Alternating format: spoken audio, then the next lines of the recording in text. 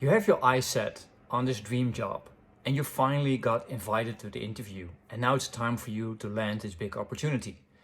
I've interviewed over 400 candidates the last couple of years, and I know what it takes to stand out and ace an interview. First, I will give you some tips on how to prepare, and second, I will give you pointers how to actually perform during the interview. So step 1, prepare.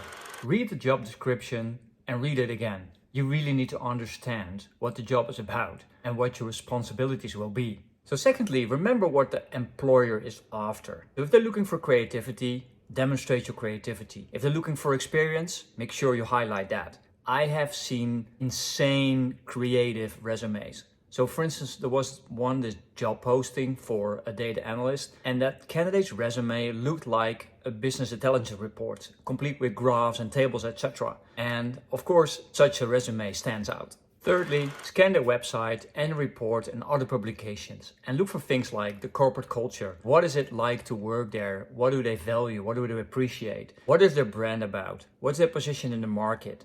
Who are their competitors? Who are their customers? Who are their employees? And look at Glassdoor, for instance, for reviews. And finally, go through the financial report. You want to understand how financial sound the company is you're about to join. You will be amazed how often I come across candidates that are not prepared. They don't even know, for instance, how large the company is they're about to join. Don't underwhelm your interviewer. Make sure you got your data points. So since we're doing research anyway, look up your interviewer and try to get to know the person. Visit their LinkedIn page, for instance. I appreciate when candidates come to the interview and they look me up and they know what I've done and my roles. And sometimes they ask an intelligent question about a certain experience.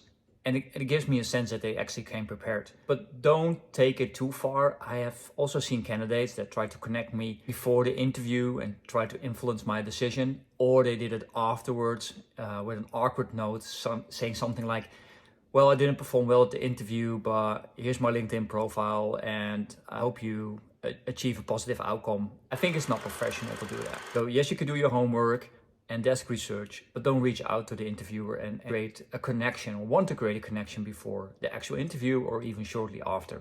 So another step in the preparation, visit the office where the interview will take place, or if it's online, get yourself familiar with the platform. You don't want to rush into the meeting covered in sweat because you couldn't find the building. And I have had that. I've seen candidates covered in sweat, anxious, nervous because they were too late. And last thing you want is you're nervous. So please visit the site a couple of days before the interview, get to know the surroundings. So that's something you should not worry about when you have the interview. Based on the previous tips, draw up a list of questions you want to ask. If I'm interviewing you and you don't have any questions at the end of the interview, that's fine. I'm not having that weighing in my decision, but it always makes me wonder. You're about to join a company. You're talking to a person that works there. Wouldn't you like to know more about the company culture and get an additional perspective? So please be advised. Just drop a list of things you want to know so you can display your curiosity, but also put you in a better position to make an educated decision the very moment they want to hire you. Because what if you don't want to join the company?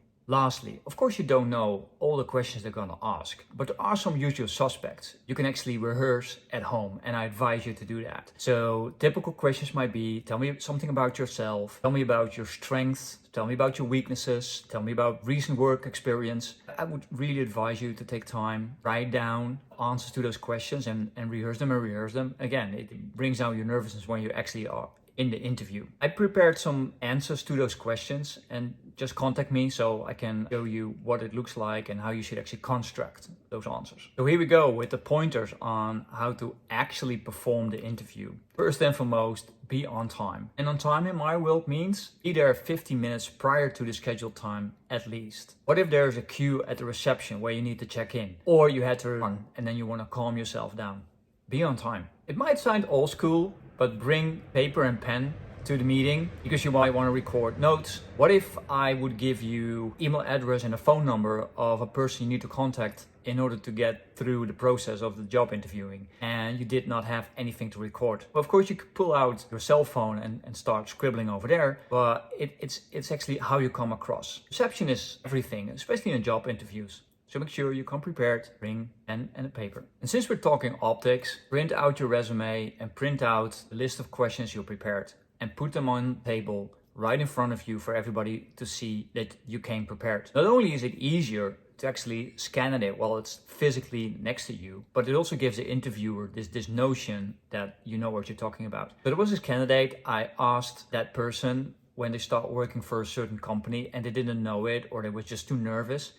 And if they would have had their resume next to them, they could just look it up and give me the answer. But it took a while for that person to get to the year, which actually increased their nervousness. That was not a great experience. Moving from optics to posture, make sure you come across in the best possible way. And that means sit up straight and look your interviewer in the eye, and not in an awkward way where it comes almost like a stare down competition, but you want to make eye contact, because eye contact actually delivers all the positive things like creating trust and a connection you need in order to answers to land on the questions you've been given. And when you've been given a question and you don't know the answer, please don't make it up, don't lie, because I will find clues in your behavior or your tone of voice that you didn't know or you were making it up. I don't need to tell you that if your story is not congruent or it has flaws in it, that is not creating the trust we need in order to make a solid hire. Another pointer, the interview is for the employer to make a decision if they want to hire you.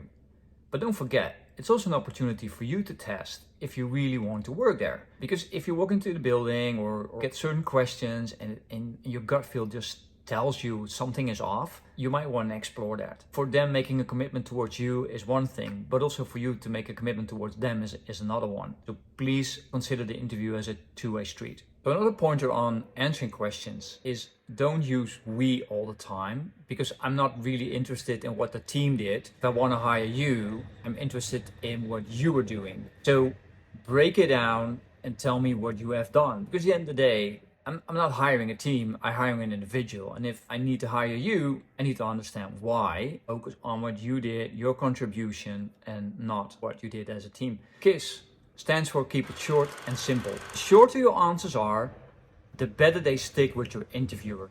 The very moment I need to write a novel to capture your answer, you can be sure I either forget something or the main points didn't came across as strong as they should. As an interviewer, you can rely on me that I'm gonna ask follow-up questions if I need more details. So keep your answers short.